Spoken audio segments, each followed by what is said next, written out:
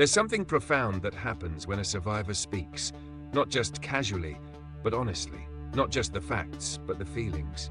It may begin with a whisper. I was there. I didn't know what to do. I still think about it every day.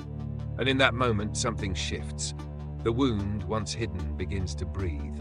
And healing, real healing, starts to take root.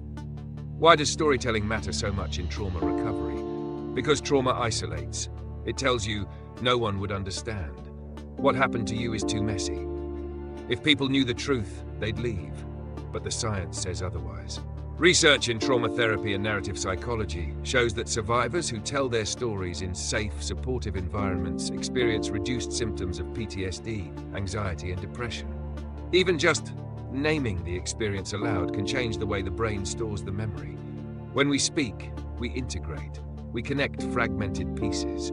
We begin to understand not just what happened, but how it shaped us. And here's what's even more powerful. When you tell your story, you give others permission to tell theirs. You break the silence. You create community out of loneliness. Of course, it's not easy. Telling the truth takes courage, especially when that truth includes shame, regret, or unanswered questions. But every time a survivor speaks honestly about what they've lived through, it pushes back against stigma. It opens space for self-forgiveness. It says, I am more than what happened to me.